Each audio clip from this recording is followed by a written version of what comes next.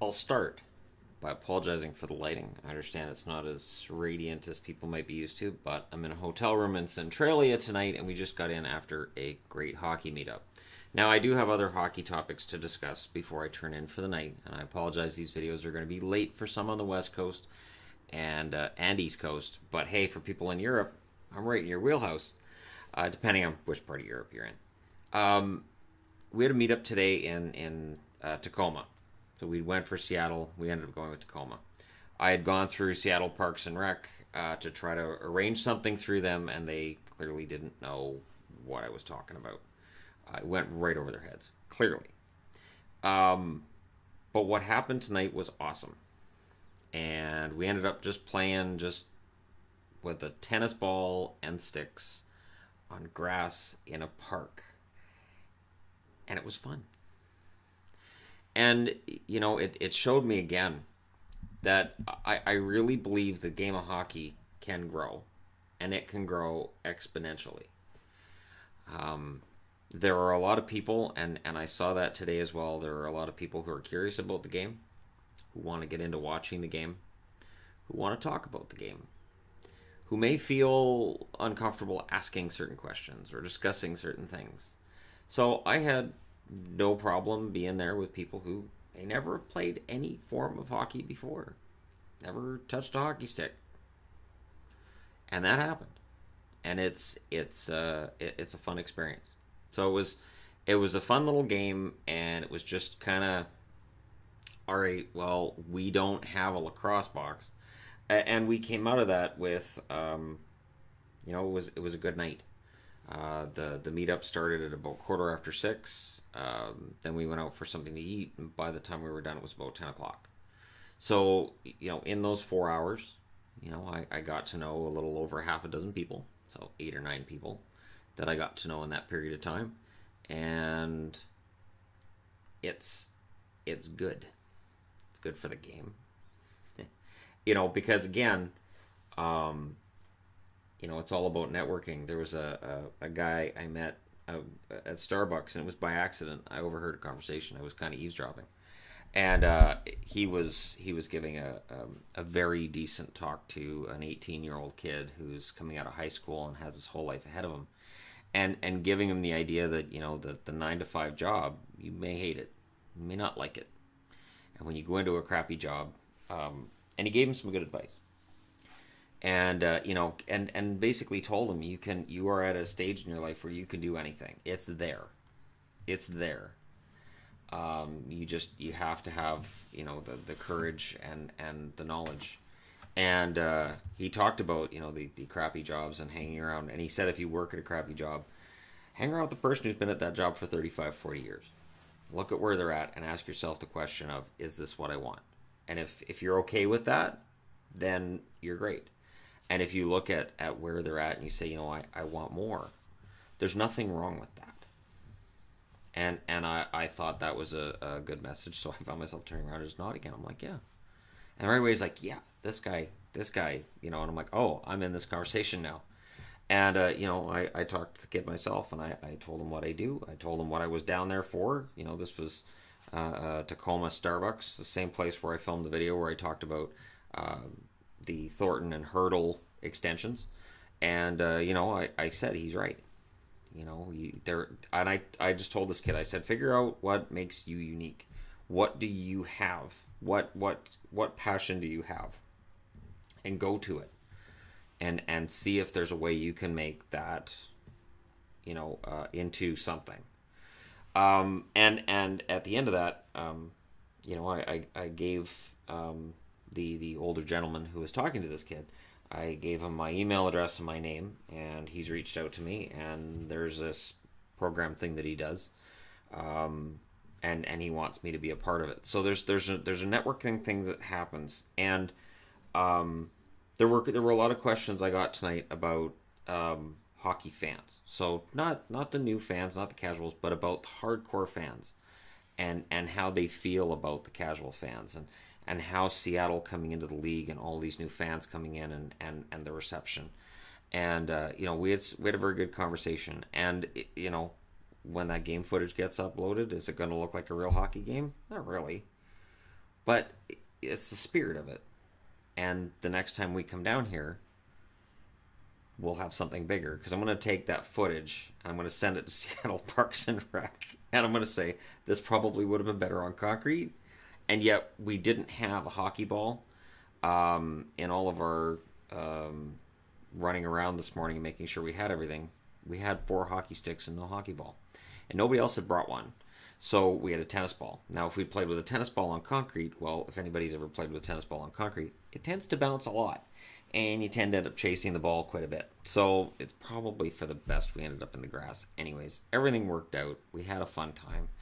And I came out of that feeling like I'd connected with some people.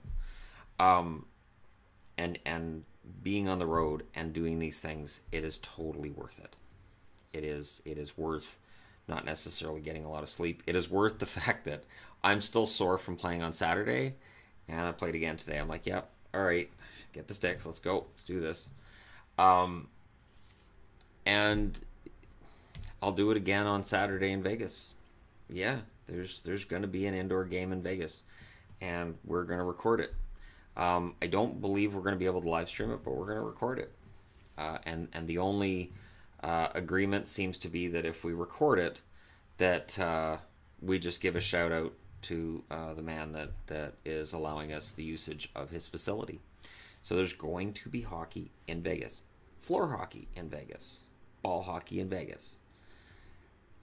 It's it's another step in my eyes, because there are a lot of people who are curious about the game. And we've talked about growing the game. I've talked a lot about growing the game. And there's interest there. But there's a lot of fans on the outside who might be casual and might go, I don't really know this sport, so... And then I asked somebody, a simple question about something, and because it's something everybody knows, it made me stupid. And they called me stupid. So I'm just going to back out. And that's a thing.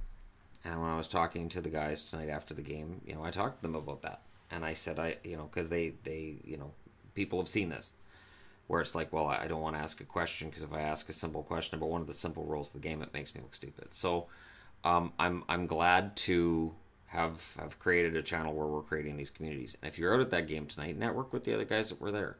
And if you're sitting there going, geez, I didn't do that. I didn't get email addresses. I didn't talk to these guys. You should.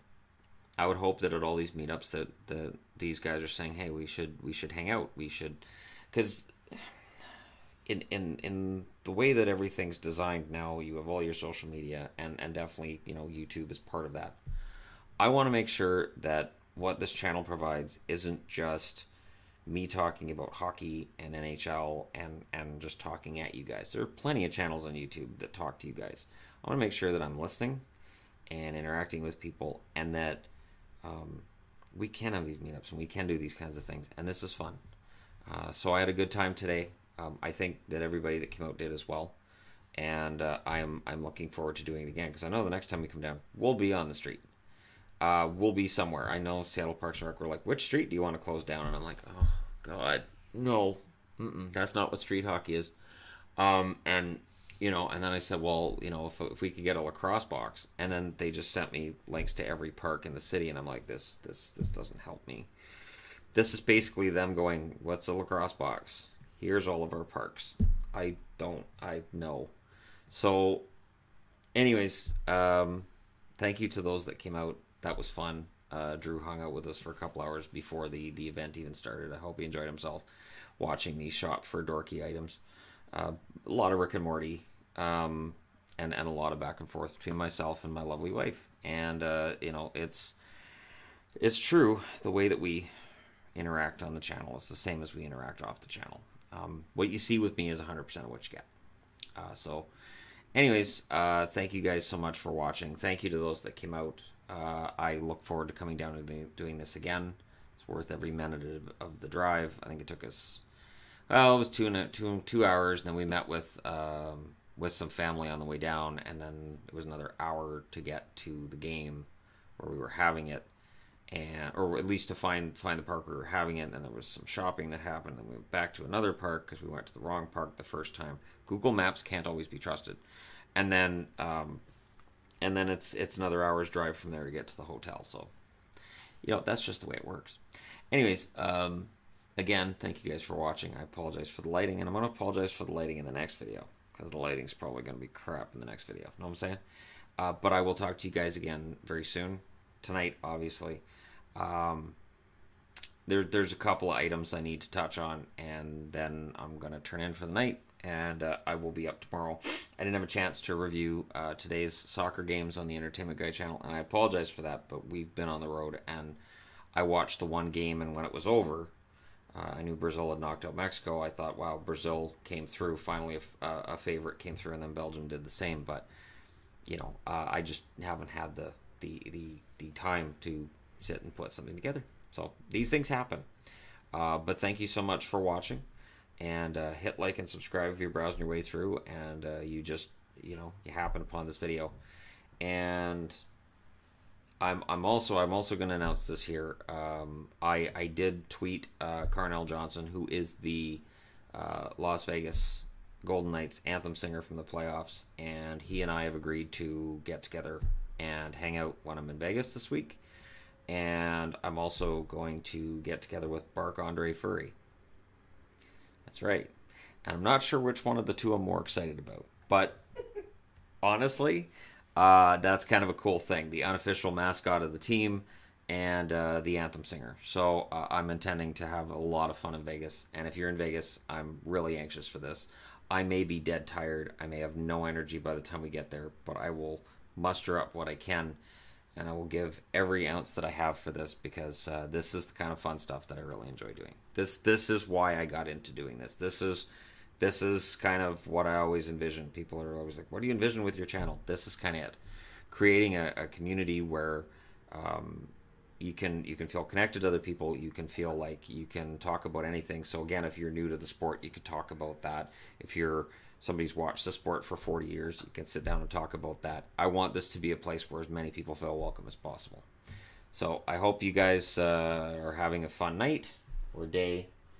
And yeah, there's a lake out there. We'll be able to see that later, I'm guessing. Probably in the morning. Right now it's just black. I'll talk to you guys again soon.